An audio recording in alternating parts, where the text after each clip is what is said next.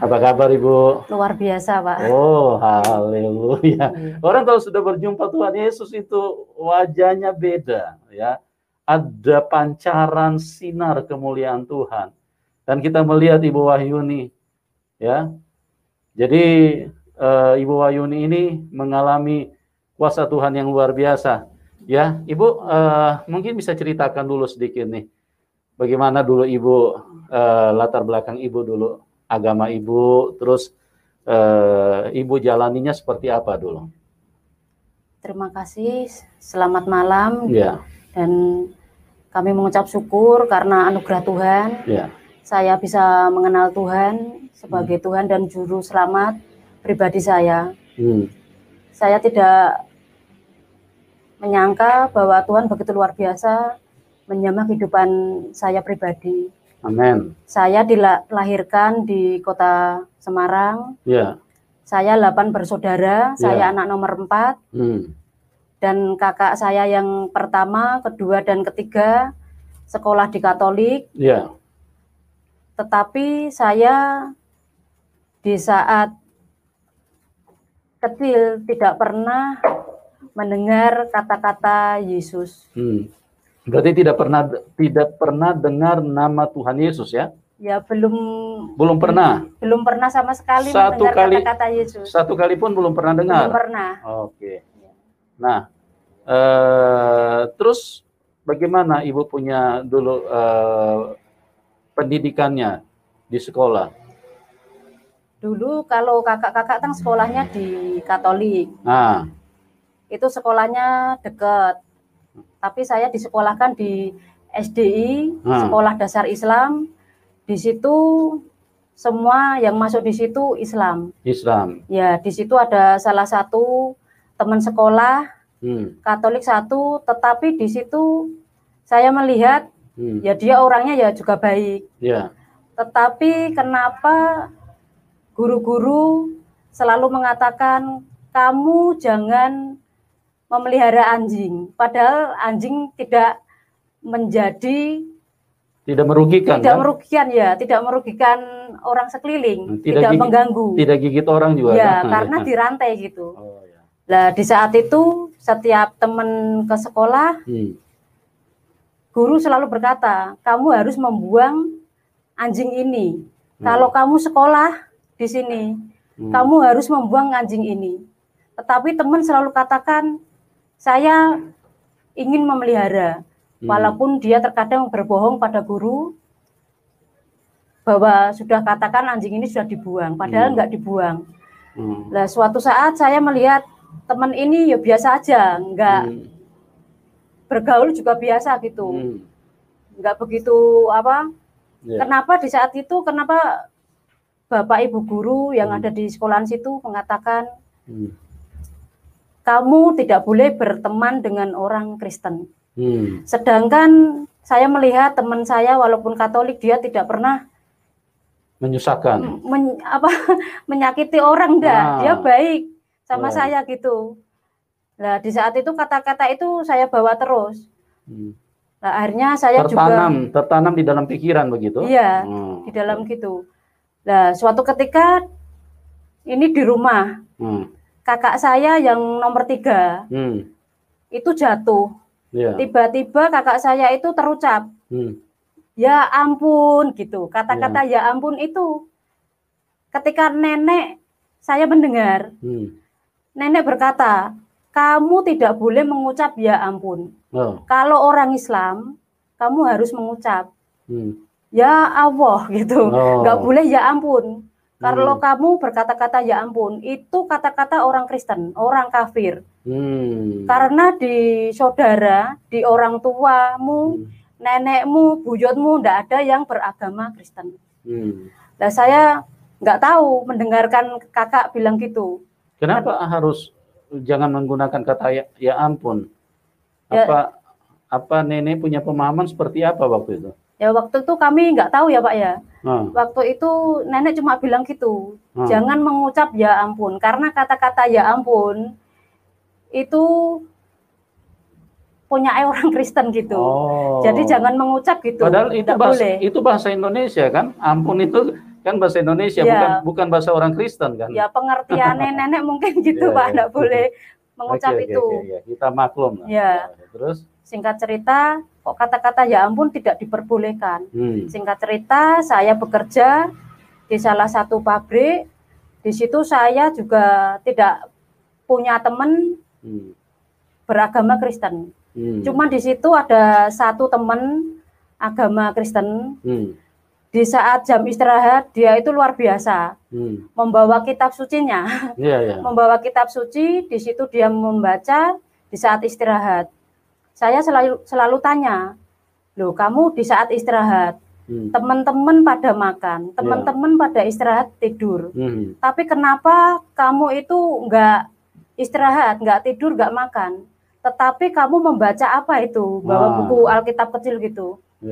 Nah, saya di saat tanya itu, teman bersaksi, bercerita, tapi dia tidak mengucapkan kata-kata Yesus, gak mengucap. Cuma dia, ini kitab suci saya harus membaca setiap hari.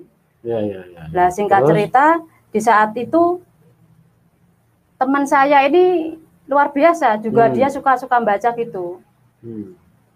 Dan juga kakak saya yang nomor 1 yang barep, dia itu berpacaran dengan orang Kristen. Nah, di saat berpacaran dengan orang Kristen, saya bilang, Kak, jangan berpacaran dengan orang Kristen. Kamu pakai kuduk aja gini, saya gitu. Waktu itu saya masih polos, masih SD gitu. Kamu pakai kudung aja gini, Kak, ben bagus.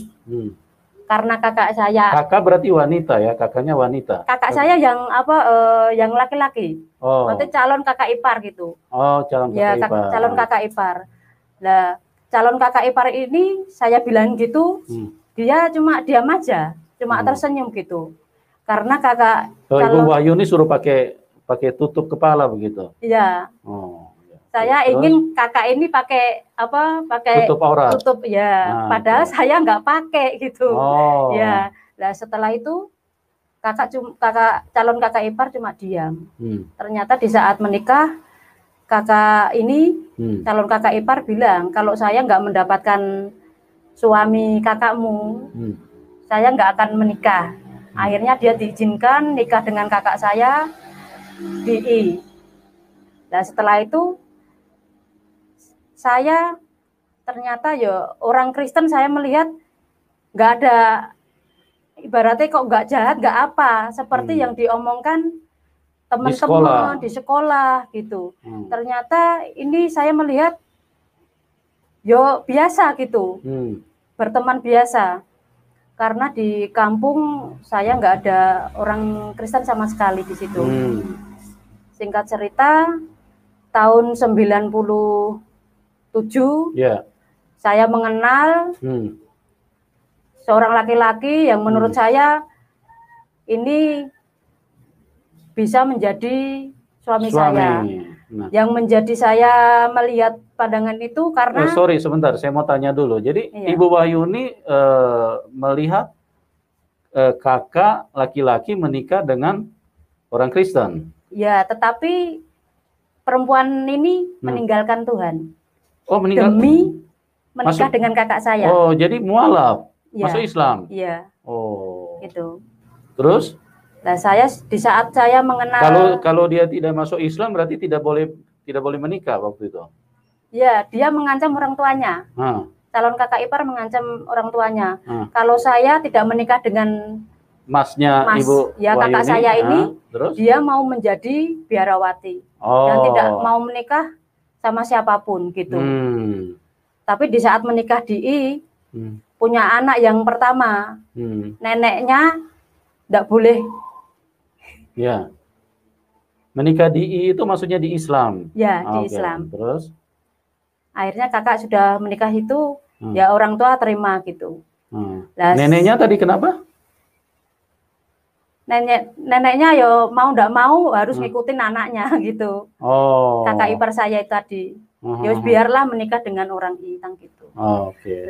Terus? Singkat cerita, saya menikah, saya ketemu 97 sama suami saya yang sekarang. Waktu kami ketemu, saya melihat maaf kata, walaupun pakai baju, pakai celana yang sobek-sobek gitu, tetapi saya melihat kok orang ini bisa menjadi imam. Oh gitu. Karena saya melihat kok bisa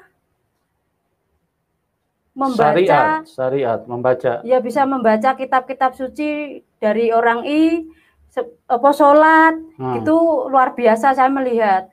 Akhirnya singkat cerita saya menikah 98 sama suami saya.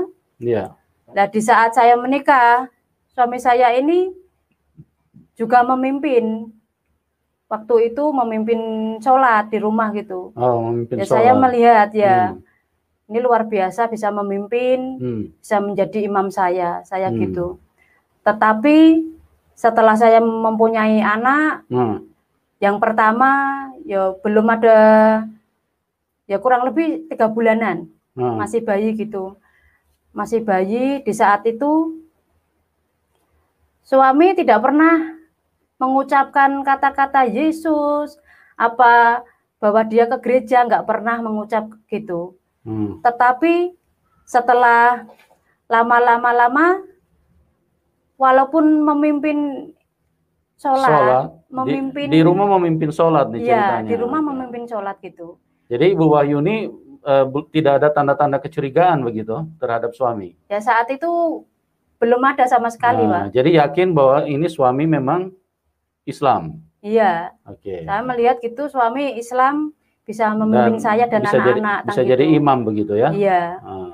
Nah setelah itu, setelah saya punya anak yang pertama, kurang lebih 3 bulan, suami ikut kerja di salah satu konstruksi bangunan.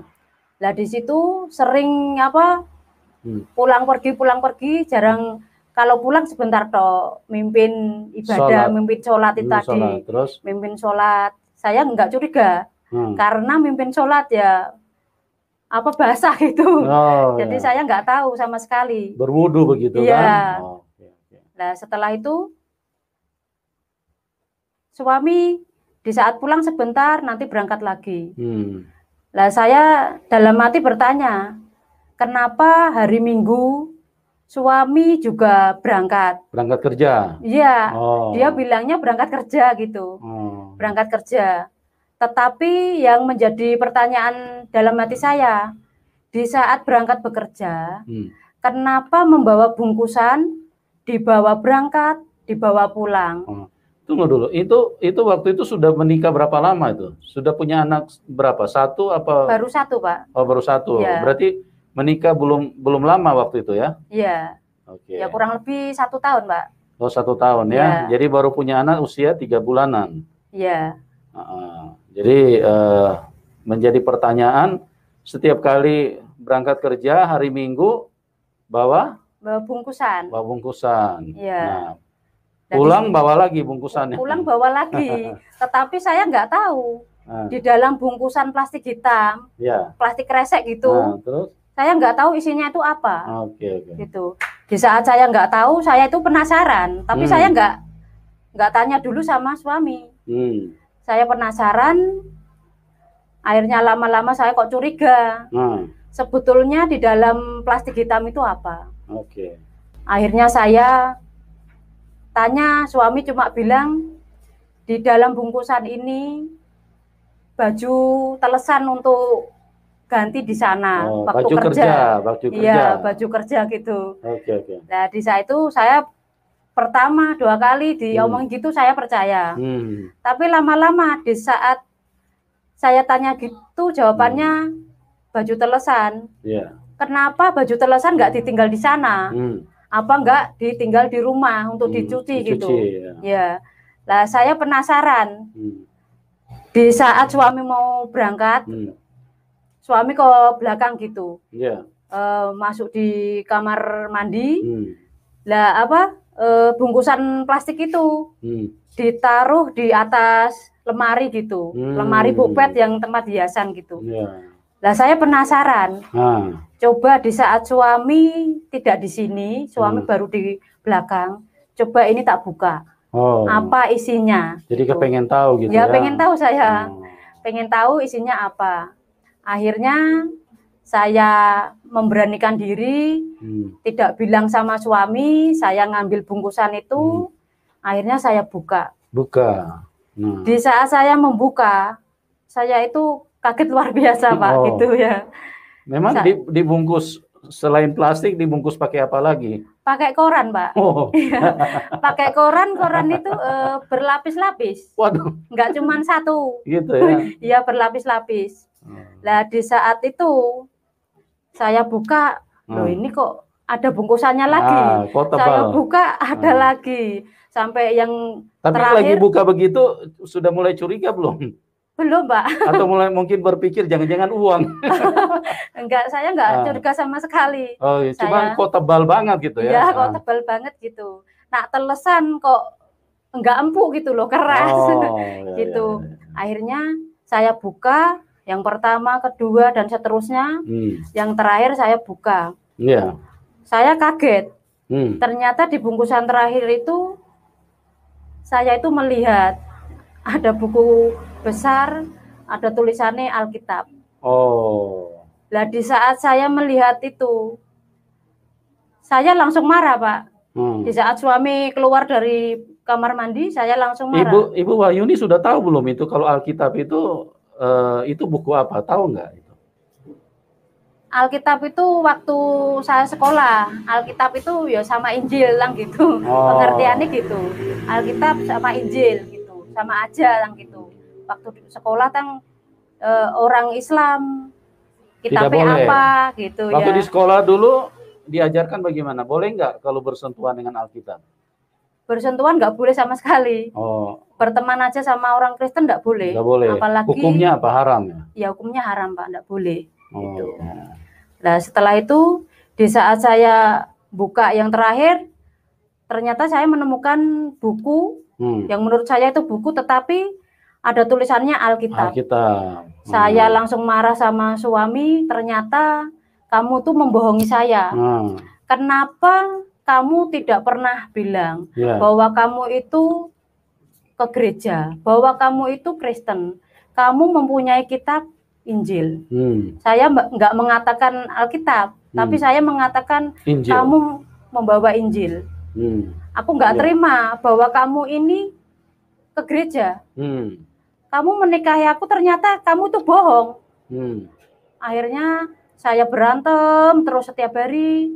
Saya nggak terima dan saya selalu katakan, aku ingin pisah sama kamu. Aku nggak mau anakku nanti ikut-ikutan ke gereja. Nanti anakku semuanya akan ke gereja. Saya nggak mau. Setelah itu. Jadi itu berantem itu sampai berapa lama? Setiap hari? Ya setiap hari, Pak. Setiap hari berantem ya, terus, kurang ribut? Lebih 2 tahunan. Yang lebih tinggi volumenya pada saat berantem siapa? Ibu apa bapak? Saya. Saya kalau marah dulu. Suami kalau marah nggak pernah banting apa-apa, Pak.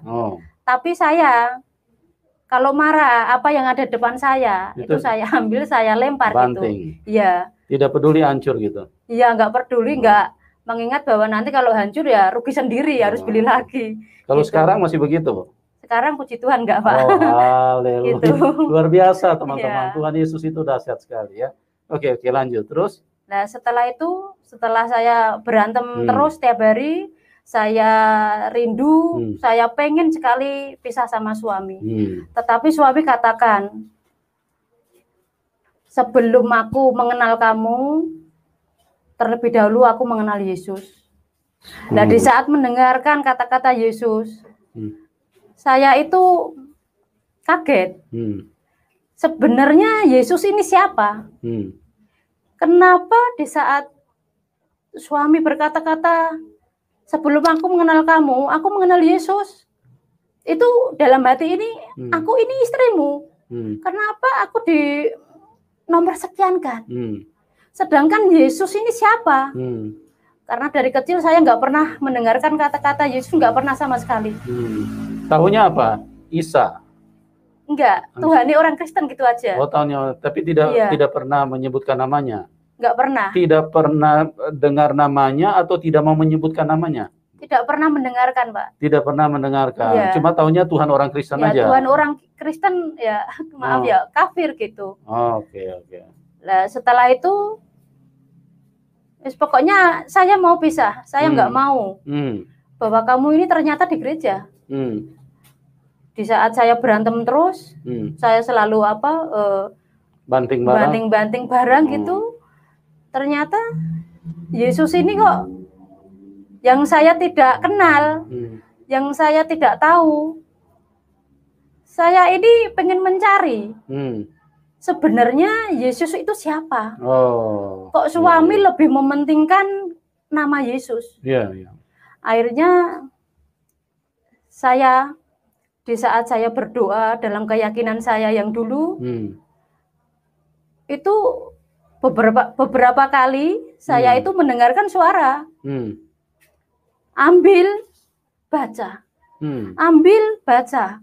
Di saat ambil baca itu, dalam hati saya ini takut gitu, Pak. Sebentar, itu suara itu didengar di telinga apa di mana, Bu? Ya di telinga kanan. Oh, telinga kanan. Ya. Suara jelas ya bicaranya. Ya. Ambil buka. Ambil buka. Iya. Oh. Yang dimaksudkan suara itu maksudnya Alkitab itu. Iya. Saya buku yang punya suamimu. Gitu. Buku yang punya suamimu, ambil buka. Di saat saya berdoa di dalam keyakinan saya yang dulu. Itu pada sholat apa? Sholat tahajud apa sholat biasa? Apa? Itu maghrib, Pak. Sholat maghrib. Ya, sama Isya. Jam 7, jam 6 gitu ya. Itu berapa kali Ibu dengar suaranya? Ambil buka, ambil buka. Gitu. 3 kali, Pak. 3 kali? Ya, seringnya 3 kali gitu. Di saat... Berarti terjadi berulang-ulang ya dengar suara itu ya? Berulang-ulang, Pak. Ya, Tuhan Yesus luar biasa, teman-teman. Ya, Dia Tuhan yang terbukti. Dia bukan hanya huruf-huruf yang ditulis di dalam Alkitab, tapi Dia Tuhan yang menyatakan diri, Dia firman yang dibukukan.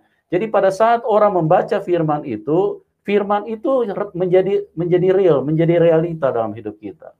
Oke, Bu Wahyuni, jadi suara itu muncul berulang-ulang, ambil buka, ambil buka. Ya. Pertama kali Ibu dengar, gimana reaksi Ibu? Ibu menolak apa bagaimana? Saya menolak, dalam hati ini suara apa gitu. Kok kata-kata suara itu sering muncul gitu di saat saya berdoa dalam keyakinan saya yang dulu. Nah, di saat ambil buka itu saya nggak berani mengambil. Kenapa Ibu tidak berani mengambil? Karena diajarkan dari masih kecil atau memang Ibu ada rasa takut atau waktu mau ambil Alkitab itu? Karena waktu saya sekolah itu diajarkan nggak boleh megang kitab orang Kristen. Nanti kamu ikut-ikutan jadi kafir gitu. Makanya saya tertanam dari kecil kata-kata itu. Saya di saat ada suara ambil buka, saya nggak berani, Pak. Nolak. Ya, saya menolak. Saya menolak untuk mengambil dan membuka. Tapi suara itu muncul lagi, Pak. Pada saat sholat juga? Ya, pada saat sholat itu, Pak. Ambil buka? Iya. Oke. Nah, di saat kata-kata itu muncul terus, sebenarnya ini suara siapa? Saya gitu. Ini suara siapa? Kenapa saya disuruh mengambil, saya disuruh membuka kitabnya orang Kristen, kitabnya suami yang dibawa suami, saya gitu. Akhirnya saya memberanikan diri karena suara itu muncul terus, Pak. Suara itu muncul terus. Akhirnya saya memberanikan diri untuk mengambil. Tentu Ibu tidak tahan lagi ya, karena suara itu terus mendorong Ibu, ambil buka. Ya. Ya, ambil buka. Suara itu datang terus. Ya, suara itu datang terus. Nah, saya nggak tahu kalau ternyata itu suara Roh Kudus. Ya. Nah, di saat suruh ngambil dan buka, akhirnya saya memberanikan diri mengambil kitabnya suami ini. Saya ambil, saya buka. Pertama kali saya buka, itu saya membuka di Yohanes.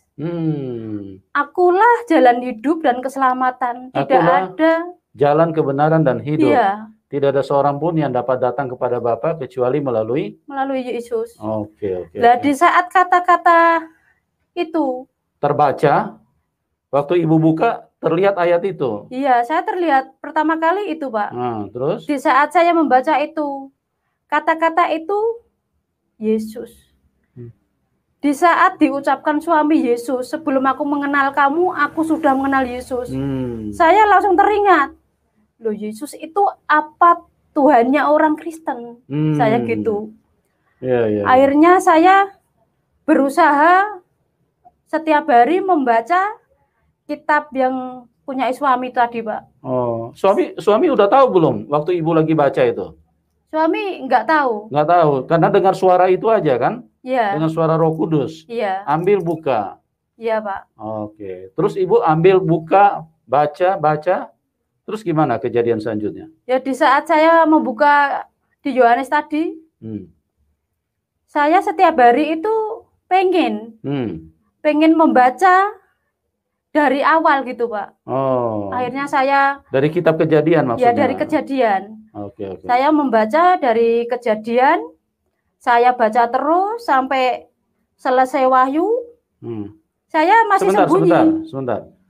Ibu, bagaimana dengan doktrin yang Ibu terima waktu masih di agama lama dulu, waktu masih di Islam?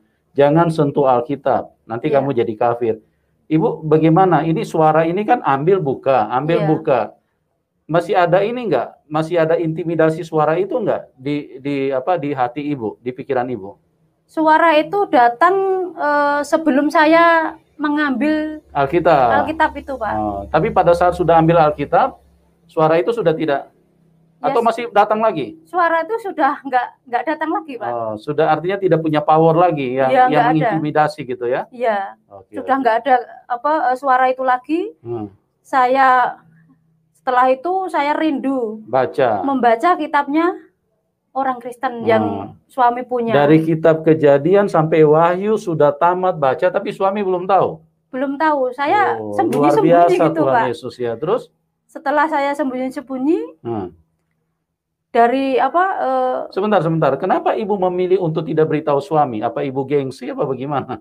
Karena saya dulu gini, di saat kamu ke gereja, karena kamu membohongi saya, kamu tidak boleh pergi ke gereja. Saya nggak terima kamu pergi ke gereja. Oh, jadi Ibu menyerang suami untuk tidak boleh ke gereja? Iya. Tapi di saat saya bilang ke suami tidak membolehkan ke gereja, suami tidak marah, suami tidak emosi, Pak. Tapi suami diam. Nah, memang saya tidak diperbolehkan pergi ke gereja. Ya enggak apa-apa, saya enggak ke gereja. Suami bilang gitu.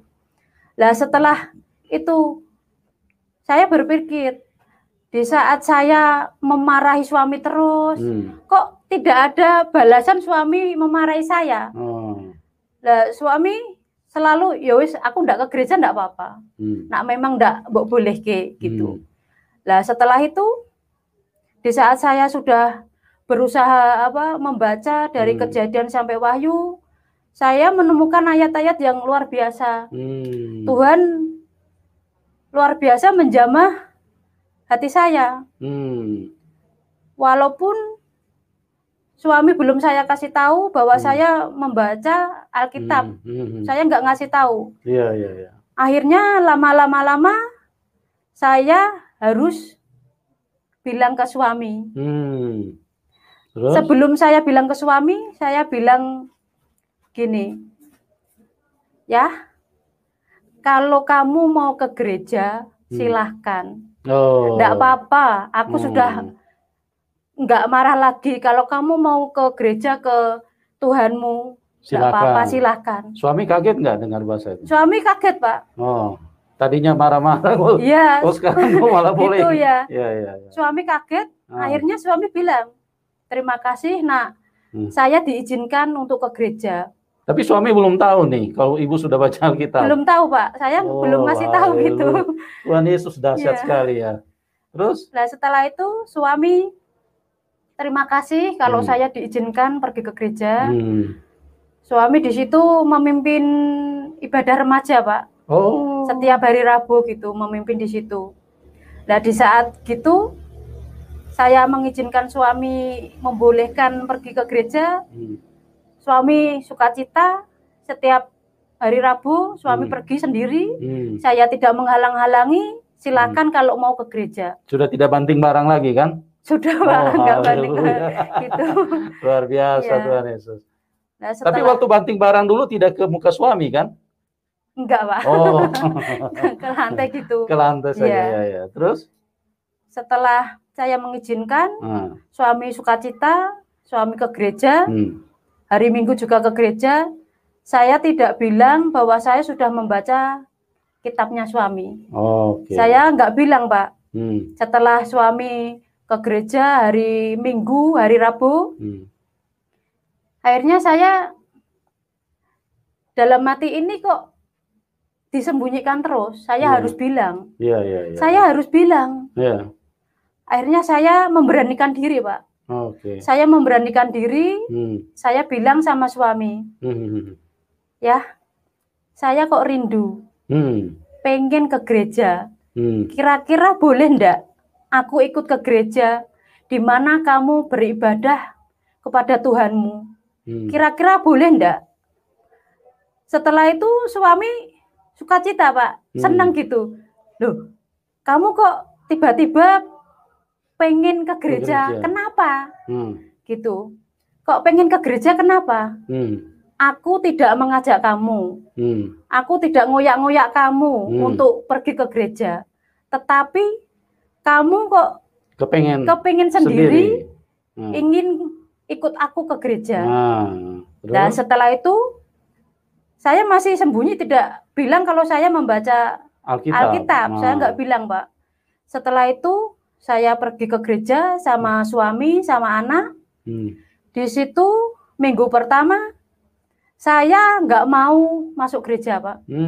Minggu kedua saya juga nggak mau masuk gereja. Jadi cuma sampai depan pintu gereja? Depan pintu. Saya di luar sama anak. Kenapa tidak mau masuk? Masih dalam hati ini masih ada penolakan? Iya penolakan Pak. Masih ada rasa ketakutan di saat saya masuk gereja. Ini nanti menjadi kafir gitu Pak ya.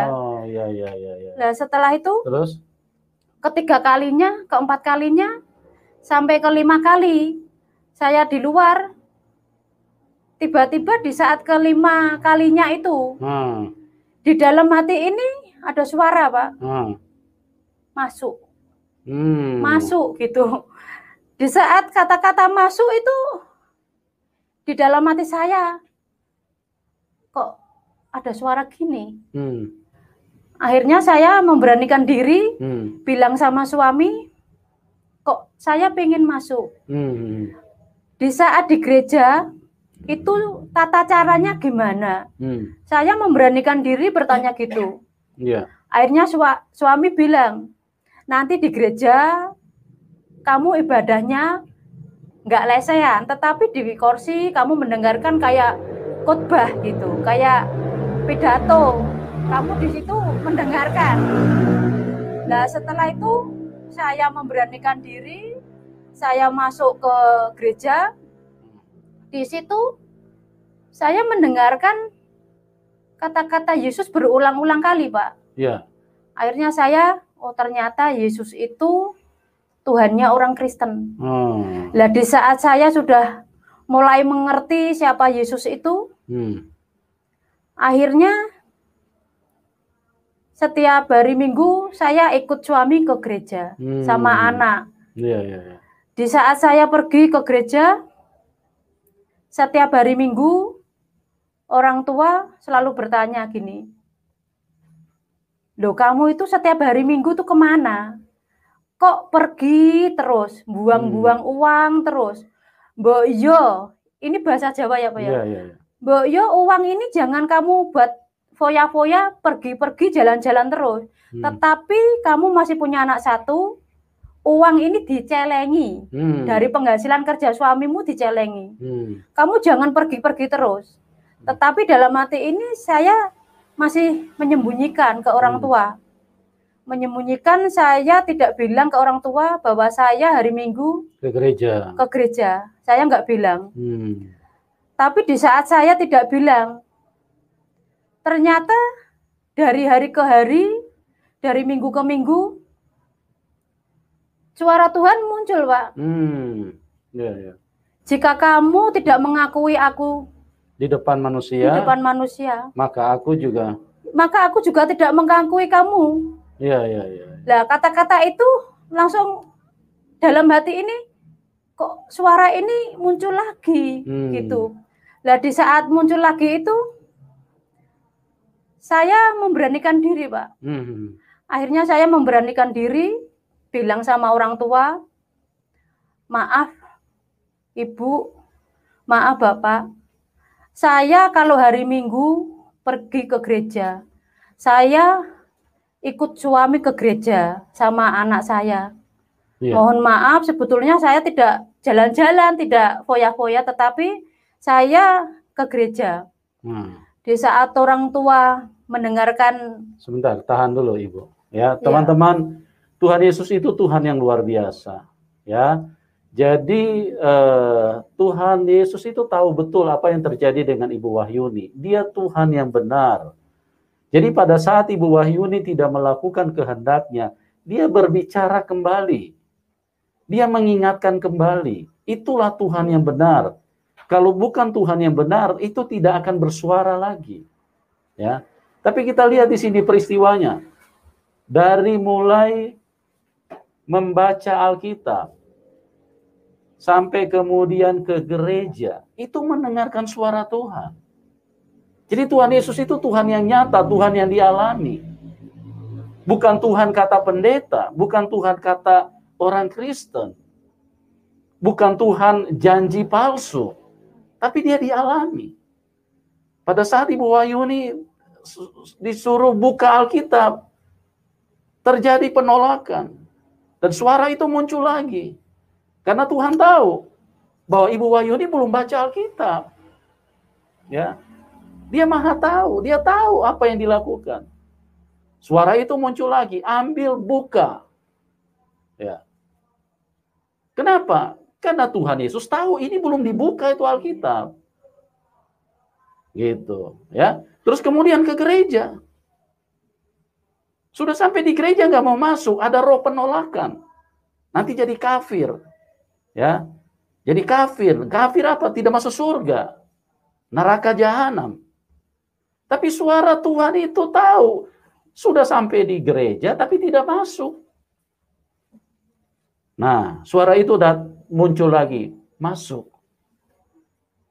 Sampai 5 kali masuk. Nah, ini lagi. Kemudian kejadian selanjutnya. Tidak bisa dibantah bahwa dia adalah satu-satunya Tuhan. Ya. Terus kemudian orang tuanya berkata, jangan boros-boros, celengin, tabung uangnya. Suara itu datang lagi bicara. Kalau kamu tidak mengakui aku di depan manusia, aku juga tidak akan mengakui kamu di hadapan Bapakku. Dialah Tuhan yang benar. Oh, luar biasa. Saudara yang saya kasih di dalam Tuhan, tidak ada Tuhan selain Tuhan Yesus Kristus. Karena dia mengontrol, dia Maha tahu, semua dia yang atur di dalam hidup ini. Bagaimana dengan Anda yang belum terima Tuhan? Jangan berlama-lama. Hidup ini sangat singkat, teman. Ya, siapa tahu tiba-tiba Anda punya waktu tinggal 2 hari. Kalau Anda mati di luar Tuhan Yesus, Anda masuk dalam neraka dan tidak ada satu pribadi pun yang bisa keluarkan Anda di situ. Tidak ada seorang pun yang dapat datang kepada Bapa kecuali melalui aku. Tidak ada seorang pun.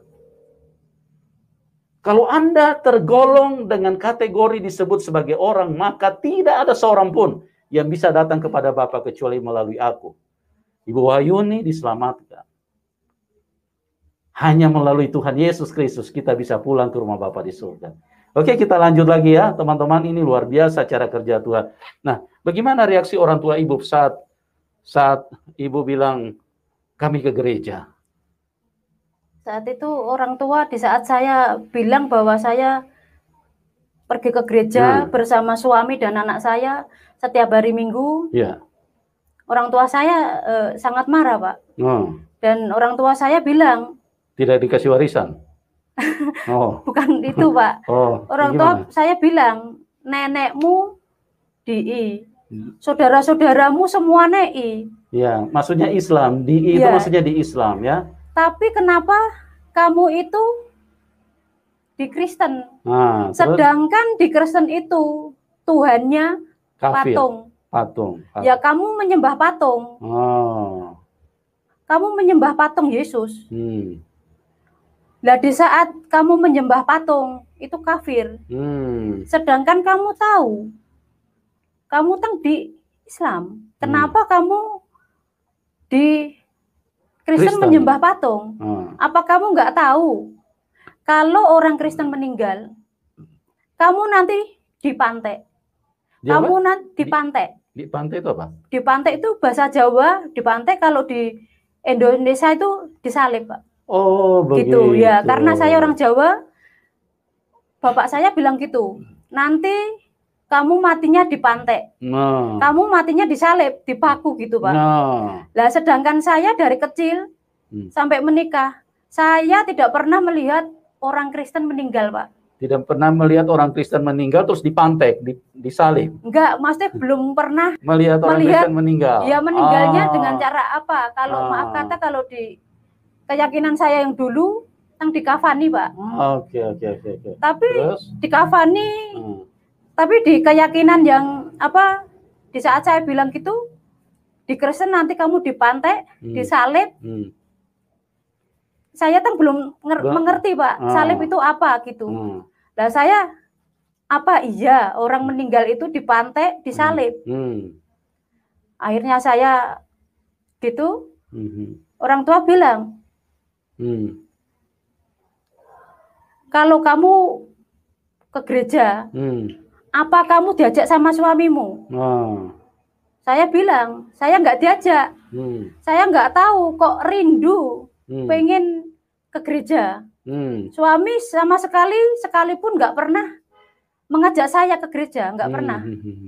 Tapi dalam hati ini ada dorongan rindu pengen mencari Yesus yang dikata-katakan suami tadi, Pak. Setelah saya mengerti kata-kata Yesus dan orang tua bilang dan menolak saya disuruh pergi, Pak. Oh, diusir? Ya, diusir. Di saat saya diusir, orang tua bilang, di saat kamu ke gereja, kamu kalau mau ikut suamimu ke gereja, silahkan. Putus hubungan? Ya, kamu harus pergi dari rumah ini. Kamu sampai kapanpun jangan mengakui aku sebagai orang tuamu. Oh, luar biasa. Kamu tinggal milih. Mau milih Tuhannya suamimu, apa orang tuamu yang maaf kata ya ngopeni kamu dari kecil. Dalam hati ini saya hanya menangis, Pak. Di saat saya menangis, tiba-tiba ada dorongan, Pak. Kamu harus ikut suamimu. Iya. Suami sudah pergi gitu, Pak, jalan. Akhirnya saya pergi. Saya sudah menikah. Saya harus ikut suami saya. Akhirnya saya ikut suami kemanapun suami pergi, saya ikut, Pak. Karena suami tidak pernah mengajak saya ke gereja, nggak pernah, Pak. Nggak pernah. Setelah itu, di saat saya pergi, saya hanya membawa badan, Pak. Baju di badan aja. Iya, saya nggak bawa apa-apa. Setelah itu suami sudah jalan, akhirnya saya ngikutin suami. Ya udah, aku harus ngikut suami. Aku harus ngikut ke gereja. Karena suami nggak ngajak, Pak. Berarti, ini berarti orang tua juga Islamnya Islam fanatik juga ya berarti ya? Kalau ya gitu, Pak. Karena dari nenek saya nggak ada yang ke gereja, Pak. Nggak ada? Nggak ada. Lingkungan Islam semua? Ya, Islam semua, Pak. Nah, setelah itu di saat saya mengikuti suami, sampai beberapa tahun, saya nggak ketemu sama orang tua.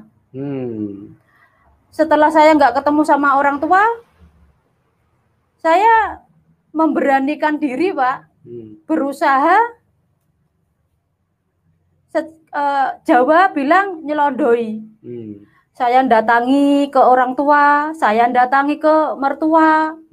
Mereka di saat saya datang belum sampai pintu gitu, sudah pergi semua, Pak. Oh, sudah pergi semua. Ya, semua foto-foto dibuangi semua gitu.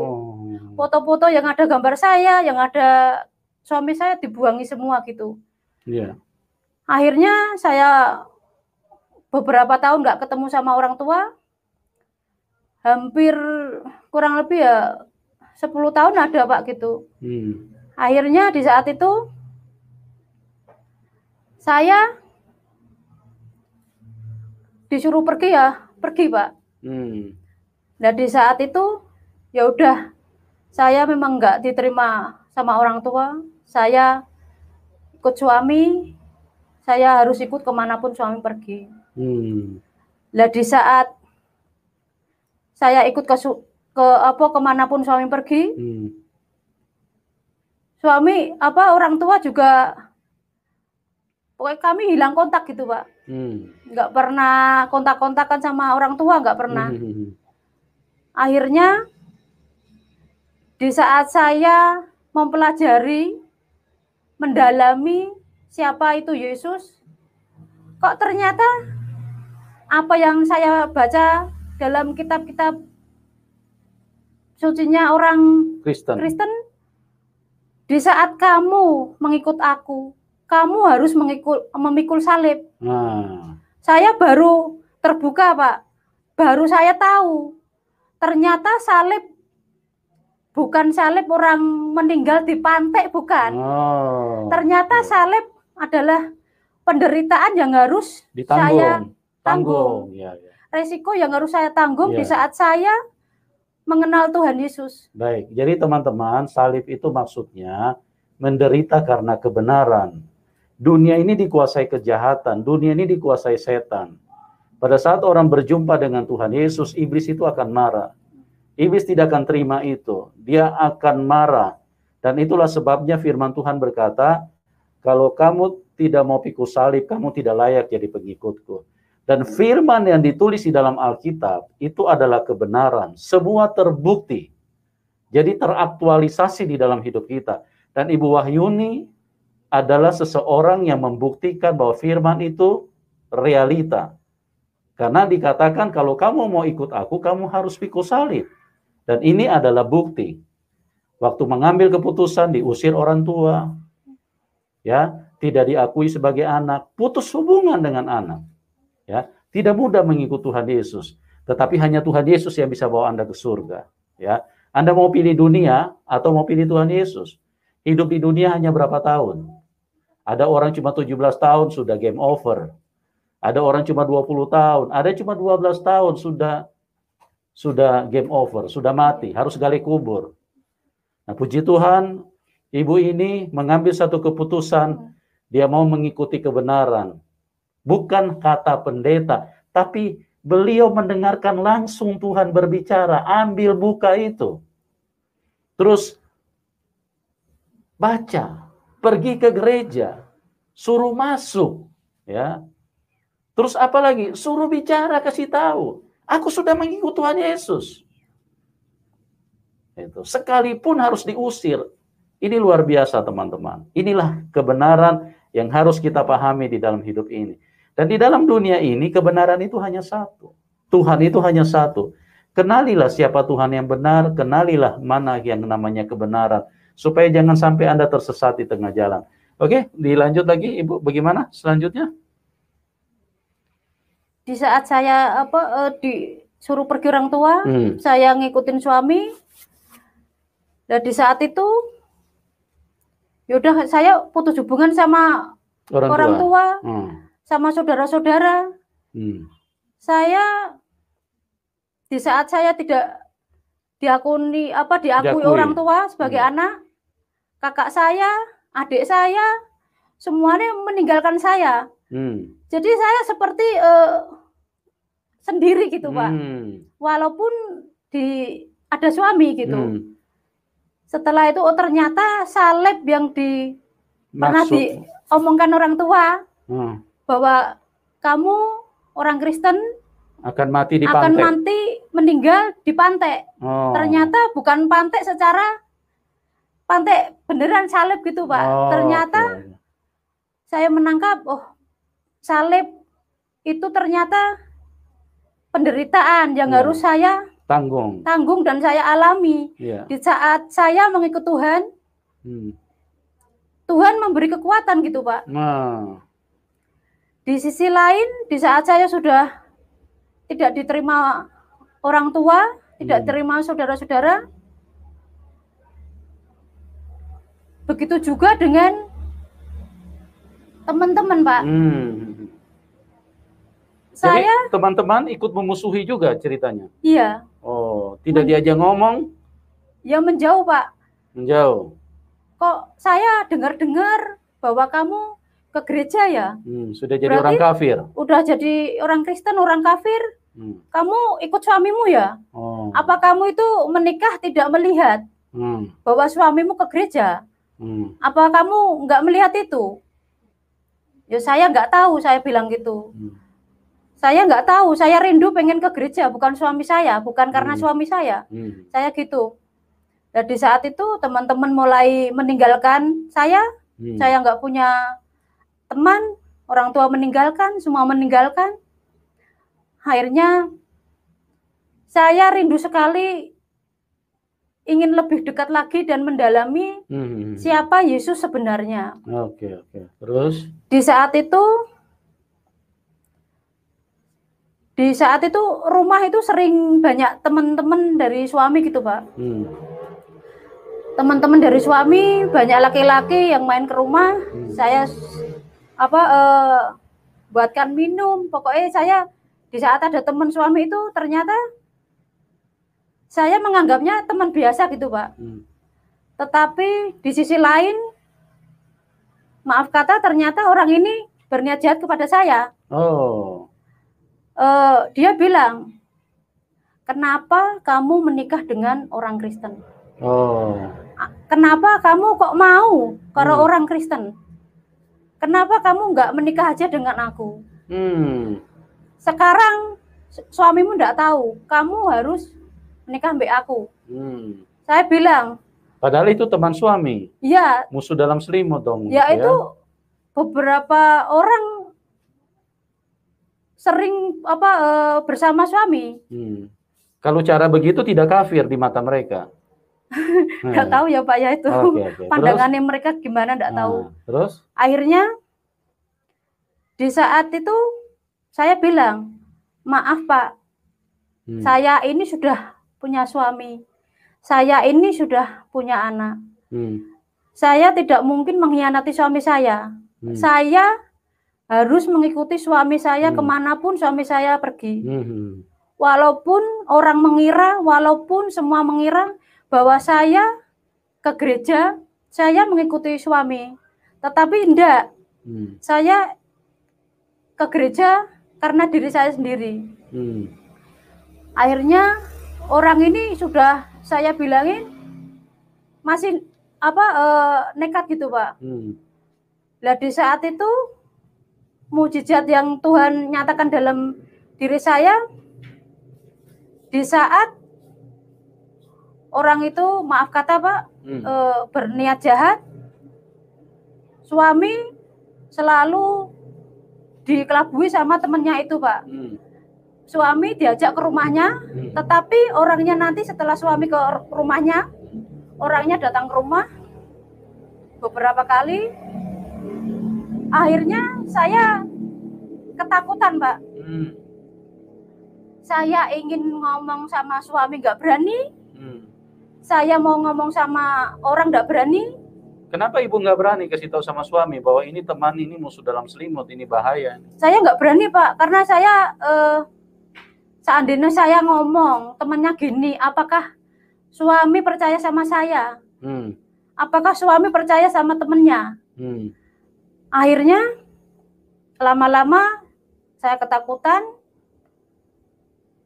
Saya yang hari itu Pak, Saya seperti sudah nggak ada jalan lagi, Pak. Orangnya masuk rumah, pintu sudah ditutup semua, suami di rumahnya orangnya. Nah di situ orangnya mau berbuat kurang ajar gitu, Pak. Saya bilang, maaf Pak, saya harus setia sama suami saya, walaupun suami saya tidak melihat, tetapi Tuhan melihat. Akhirnya orang ini sudah mengunci semua. Saya tidak pernah menyebut nama Tuhan itu dengan, maaf kata ya Pak, sungguh-sungguh gitu Pak. Dengan akhirnya saya bilang, Tuhan tolong saya, Tuhan tolong saya, tolong saya Tuhan. Saya sudah nggak bisa berbuat apa-apa. Seperti sudah nggak ada yang menolong saya. Akhirnya di saat itu di belakang rumah tengah ada lapangan sepak bola gitu Pak. Biasanya di situ sepak bola itu jam 4 sore gitu. Jam 4, jam 3 sore. Tetapi di saat ada kejadian itu, saya menyebut nama Tuhan Yesus. Tuhan tolong saya, Tuhan tolong saya sudah tidak bisa berbuat apa-apa, tolong saya. Di saat saya meminta pertolongan Tuhan, tiba-tiba itu seperti ada suara kayak kuda gitu Pak, kayak apa? Pacuan kuda. Iya kayak pacuan kuda gitu, kayak tentara Aram waktu di waktu ada orang kusta itu Pak. Tiba-tiba itu banyak sekali gitu Pak. Lah akhirnya ternyata banyak orang yang datang ke lapangan sepak bola gitu. Biasanya sore jam 3 jam 4, ini sekitar jam 12 siang sudah ada. Sudah ada Pak. Akhirnya orang ini keluar rumah dan dia lari. Setelah lari dia pulang. Suami masih di rumahnya orangnya Pak. Akhirnya orang itu pulang mengambil gorok Pak. Gorok itu ambil parang. Bukan parang, apa yang bendo gitu kayak celurit ya. Kayak celurit itu. Dia datang lagi dan ditaruh di leher saya. Ditaruh di leher saya, dia bilang, kalau sampai kamu bicara sama suamimu, kamu tak bunuh. Karena kamu, maaf kata, tak jadikan istri aku, enggak mau kamu memilih suamimu. Kamu kalau bicara nanti kamu tak bunuh. Ini sudah ditaruh di sini Pak. Saya hanya dalam hati ini, ya Tuhan tolong saya harus berbuat apa. Akhirnya saya secara dalam pribadi saya ternyata di saat mengenal Tuhan, kok ini yang saya alami. Kok begini saya alami begitu berat gitu Pak. Akhirnya saya mau bicara sama suami, saya nggak berani. Mau bicara sama orang, saya nggak berani. Saya setiap hari jam 5 pagi, saya mendengarkan salah satu radio rohani Pak. Nah di situ ada puji-pujian, ada bahasa roh. Saya saat itu belum tahu. Bahasa roh itu apa saya belum tahu. Roh Kudus itu apa saya belum tahu Pak. Tetapi saya setiap hari jam 5 pagi saya mendengarkan radio itu Pak. Radio rohani itu. Nah di saat saya mendengarkan itu ada puji-pujian, ada penyembahan, ada bahasa roh. Dalam diri ini kok tenang gitu Pak. Sejahtera gitu. Nah setelah itu, tetapi di saat itu saya menemukan firman. Tidak kebetulan ya Pak ya. Di saat Bapak tadi katakan, marilah yang letih lesu dan beban berat, aku akan memberi kelegaan kepadamu. Pikulah yang kupasang. Itu yang tiba-tiba firman itu muncul terus Pak. Itu kalau nggak salah di Matius itu. Firman itu muncul terus itu. Tetapi dalam hati ini masih menolak gitu Pak. apa benar Tuhan memberi kelegaan kepada saya? Sedangkan saya mengalami ketakutan. Mau bicara dengan siapa, saya nggak berani. Di saat saya bicara, orang ini sudah mengancam. Karena dari pintu depan kelihatan rumahnya. Dari pintu belakang, saya keluar rumah kelihatan rumahnya, Pak. Jadi orang ini sering keliling ke rumah gitu. Masih main ke rumah. Dan suami belum saya kasih tahu gitu. Dan di saat itu, saya setiap jam 12 malam, saya nggak bisa tidur. Di situ saya membaca firman, di situ saya berdoa, saya kata-katakan firman Tuhan itu tadi, Pak. Setelah itu saya sampai hampir 2 tahun, Pak. Tuhan, apa benar Roh Kudus itu ada? Tuhan, apa benar bahasa roh itu ada? Apa benar Tuhan? Nah memang benar, tolong Tuhan. Tolong. Dalam hati ini sudah letih, Pak. Dalam hati ini sudah, saya harus bicara dengan siapa? Tapi di saat saya doa jam 12 malam, saya berdoa selalu mengatakan firman itu, Pak. Singkat cerita, hampir 2 tahun saya ketakutan karena masih ketemu orang itu terus, Pak. Dia masih main sama suami, gitu. Dan lama-lama saya nggak memberanikan diri bicara ke suami, saya masih tertutup.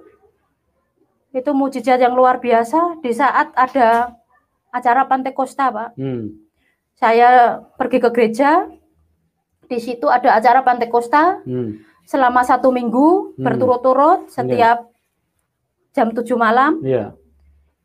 Di situ, di saat ada acara Pantekosta, pencurahan Roh Kudus, saya mendengarkan firman di gereja, dan di situ kata-kata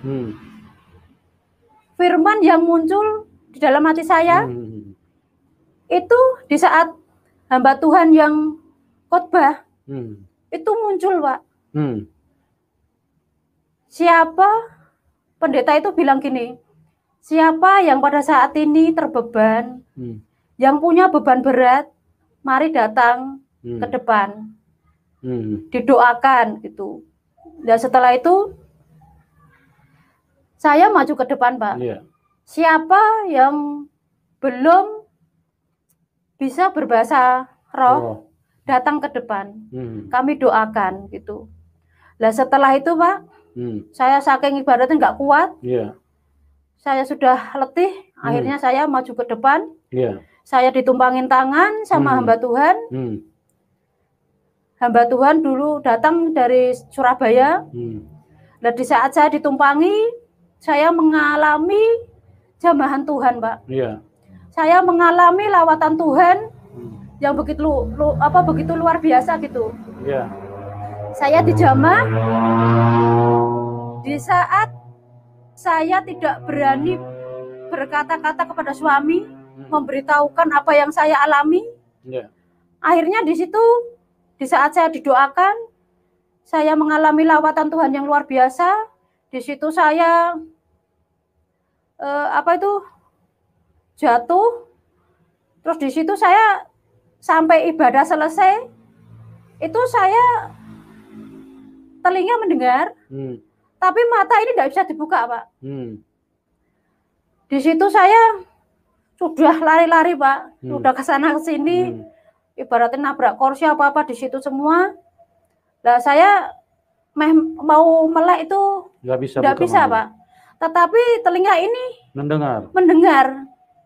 Saya didoakan beberapa hamba Tuhan. Di situ hamba Tuhan berkata, anak ini dia banyak sekali disakiti orang. Dia sangat letih anak ini. Saya mendengar kata-kata itu dari hamba-hamba Tuhan yang doakan saya. Sampai hamba Tuhan 3 orang mereka mendoakan, saya masih tetap nggak bangun, Pak. Nggak bisa melek gitu. Terus saya didoakan sama hamba Tuhan dari Surabaya. Di situ saya didoakan, hamba Tuhan ini bilang, kalau suaminya yang tidak mendoakan, anak ini tidak akan bangun sampai besok pagi. Anak ini tidak akan melek sampai besok pagi. Anak ini mengalami tekanan yang luar biasa. Anak ini tidak berani mengungkapkan. Hamba Tuhan bicara begitu, Pak. Setelah itu suami juga nggak tahu, Pak. Saya mengalami itu nggak tahu karena suami juga dilawat Tuhan. Dan di saat itu, setelah itu suami dipanggil, datang dan doakan saya di situ. Saya didoakan, ditumpangi tangan. Setelah itu, saya ditumpangin tangan, suami mendoakan. Akhirnya saya bisa melek. Dan suami bilang, aku pengen kamu terbuka, apa yang kamu alami, apa yang kamu rasakan, tolong ngomong sama saya. Walaupun saya sudah dikasih tahu sama Tuhan.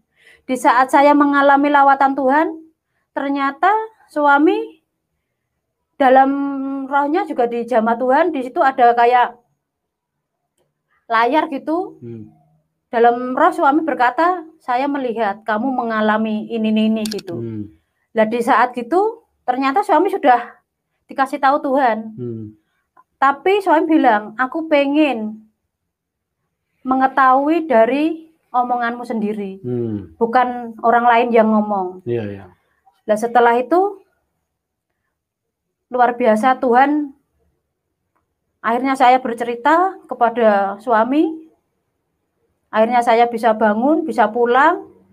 Setelah itu kami di rumah, orang itu masih ngancam terus gitu, Pak. Tapi kan suami sudah tahu, Pak. Tapi dari lawatan Tuhan tadi, suami sudah tahu. Di saat orang itu datang, suami pasti di rumah gitu. Lah di saat itu suami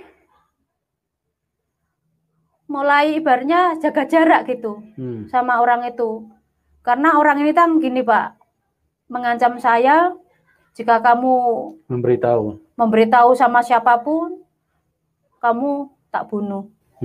Dan lewat pintu pun, depan, belakang, saya selalu melihat orang itu. Orang itu selalu berkeliling di rumah gitu, Pak.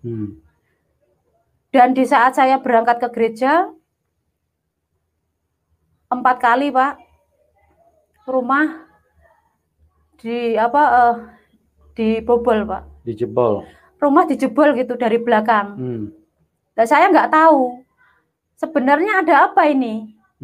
Kok saya mengalami kejadian-kejadian kayak gini, sebenarnya ada apa? Ternyata sampai 4 kali di saat saya ke gereja, siang kali, hari siang 2 kali, malam 2 kali, sampai semua yang ada di rumah itu diambili semua, Pak. Saya nggak tahu siapa yang ngambili. Setelah itu, suami di saat doa, suami melihat bahwa dalam roh suami itu melihat bahwa orang-orang itu menyuruh orang gitu, Pak. Orang yang jahati saya tadi menyuruh orang untuk menjebol. Ya, mengambil semua yang ada di rumah gitu. Menjebol rumah tadi. Setelah semuanya habis, ternyata tidak hanya di situ, Pak. Ternyata orang ini menyuruh orang. Dia menyuruh orang, maaf kata, Pak, untuk membakar rumah. Supaya saya dan suami tidak di situ gitu. Karena orang ini merasa gara-gara suami saya ke gereja gitu. Akhirnya mereka sudah bermufakat untuk membakar rumah.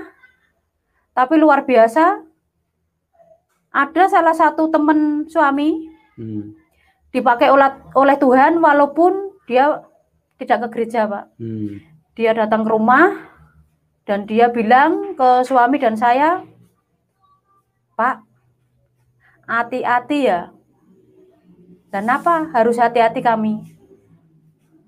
Orang itu bilang, nanti malam ada beberapa orang disuruh membakar rumah Bapak. Tapi yang nyuruh orang ini, Pak, gitu. Akhirnya suami bilang, nak memang rumah ini mau dibakar, nak memang Tuhan memberi perlindungan, pasti kami selamat. Kalau memang diizinkan rumah ini terbakar, kami serahkan pada Tuhan. Suami bilang gitu.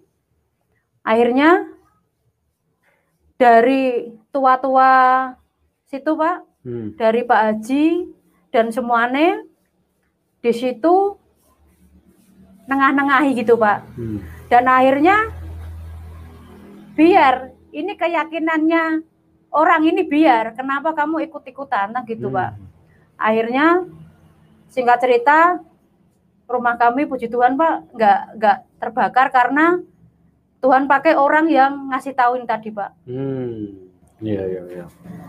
Dan di saat itu akhirnya kami mau nggak mau, kami harus tinggalkan tempat itu, Pak.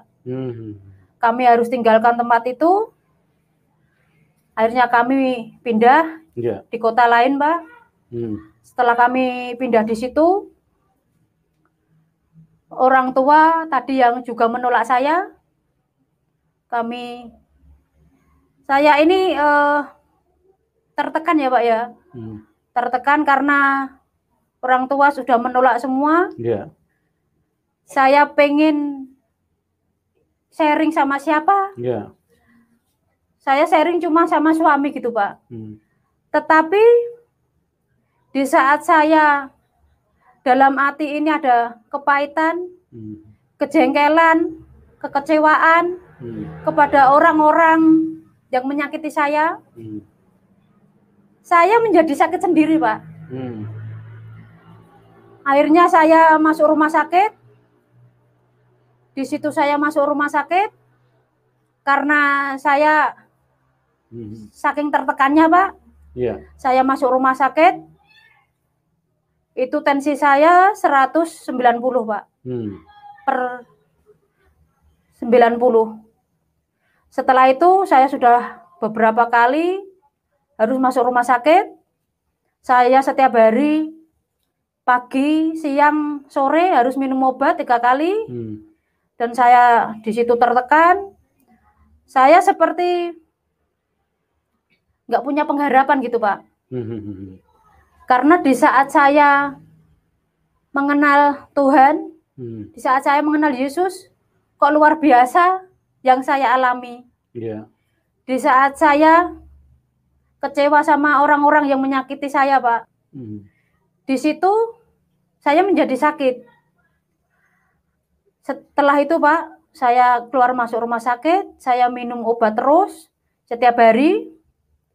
Dan di situ saya sering darah tingginya naik gitu, Pak. Nah, di saat itu saya itu sering diajak omong sudah nggak nyambung, Pak.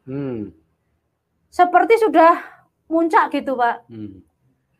Kepala ini rasanya panas gitu, Pak. Kepala rasanya panas. Sering saya kasih air gitu. Saya sudah nggak kuat. Saya ngelantur. Kadang saya ngomong sendiri. Saya ngomong sendiri. Di situ ada dulu kalau mandi di kali gitu, Pak. Kami malam-malam gitu seperti ada suara. Pergi jalan no sana. Pergi jalan no sana. Nah, di situ saya melihat ada perempuan yang ngajak saya gitu. Setelah itu di saat saya jalan sendiri tengah malam gitu, suami tahu, Pak. Akhirnya suami ngikutin, kamu mau kemana? Saya dipanggil orang di sana. Saya bilang gitu, Pak. Di saat anak memanggil, juga saya sudah nggak respon gitu, Pak. Setelah itu saya sudah nggak merespon. Akhirnya saya tekanan luar biasa. Kok saya gini terus? Dokter sudah katakan gini, Bu, ibu itu masih muda. ibu ini harus mengingat. Kalau saya ke rumah sakit, anak-anak saya ajak gitu Pak. Ibu harus ingat, ibu punya anak kecil-kecil kayak gini. Apa ibu nggak kasihan sama anak-anak ibu? Seandainya ibu mengalami tekanan sampai tinggi gini, ibu mengalami drop, ibu mengalami stroke, ibu mengalami jantung, ibu mengalami ginjal, siapa yang akan ngurus anak-anak ibu? Ibu bisa mati kapan aja, karena ibu tensinya nggak pernah rendah, tensinya selalu tinggi. Akhirnya saya, di saat dokter bilang gitu, saya ini seperti ada kekuatan Pak, bukan dokter ini merasa menjatuhkan saya, enggak. Seperti ada kekuatan, dokter ini memberi kekuatan, walaupun dia dipakai Tuhan gitu Pak. Akhirnya, saya pulang dari rumah sakit, saya akhirnya di rumah dalam hati gini, oh ya benar ya, apa yang dikatakan dokter tadi. Benar apa yang dikatakan dokter tadi. Seandainya saya meninggal di saat ini, siapa yang akan merawat anak-anak saya? Anak-anak saya masih kecil. Akhirnya, saya mulai di jamaah Tuhan, begitu luar biasa. Di saat itu, Tuhan nyatakan dalam diri saya, firman itu muncul. Di saat saya, Tuhan, kenapa saya mengalami kayak gini? Tuhan mengatakan, walaupun ayah dan ibumu meninggalkan kamu, tapi Tuhan menyambut kamu. Haleluya, luar biasa teman-teman ya. Jadi Tuhan Yesus itu adalah jaminan pasti untuk keselamatan hidup. Ya, ibu ini punya kesaksian sangat luar biasa dan beliau mengalami perpindahan tempat sampai puluhan kali. Karena dimanapun mereka berada, seringkali tekanan seperti ini dari kelompok-kelompok orang yang mengatasnamakan agama tidak bisa menerima keberadaan mereka. Nah, nanti di waktu yang lain kami akan tayangkan teman-teman bagaimana salib yang harus mereka pikul. Puluhan kali mereka pindah tempat. Ini suatu perjalanan iman yang tidak mudah. Tapi inilah perjalanan yang sesungguhnya di dalam kebenaran. Karena dunia dengan surga itu tidak bisa ketemu. Dunia punya konsep tersendiri, sementara surga punya konsep kebenaran. Kalau orang datang kepada surga, orang datang kepada Tuhan Yesus, maka dunia akan bereaksi dan dunia akan marah. Dunia akan pakai orang-orang untuk terus memberikan tekanan, memberikan intimidasi, memberikan aniaya, memberikan hal-hal yang membahayakan. Rumahnya mau dibakar. Ya, terus kemudian dari orang tua tidak mau ajak bicara. Dan berbagai macam penderitaan harus mereka pikul. Dan membuktikan bahwa Tuhan Yesus yang memanggil mereka di atas segala-galanya. Sampai saat ini mereka semakin kuat di dalam Tuhan Yesus. Begitu kan Ibu? Iya. Iya. Luar biasa Tuhan Yesus ya. Teman-teman, karena kita dibatasi waktu dan kondisi, di waktu berikut kami akan tayangkan ya bagaimana kelanjutannya. Ibu ini berpindah-pindah tempat bersama suami karena soal iman kepada Tuhan Yesus. Oke, kami berdoa buat Anda semua. Tuhan Yesus mengasihi kita semua. Ya, mari bersama-sama bagi teman-teman pendoa, saya ajak untuk kita berdoa buat Ibu Wahyuni. Tuhan Yesus, kami datang kepadamu, kami serahkan Ibu Wahyuni di dalam imannya kepadamu. Engkau terus mengurapi dan Engkau terus menguatkan, Engkau memberikan penghiburan, Engkau memberikan penyertaan, Engkau memberikan jalan keluar. Engkau memberikan kemenangan kepada ibu ini, supaya dimanapun mereka berada, nama Tuhan dipermuliakan, Injil diberitakan, salib itu menjadi satu kemuliaan bagi dunia ini. Terima kasih Bapak, pengurapan Tuhan turun kepada ibu ini, dan juga hamba berdoa buat semua teman-teman dimanapun mereka berada. Tuhan jamah mereka semua, supaya terang kasih karunia Tuhan menjamah mereka semua. Dalam nama Tuhan Yesus, haleluya, amin.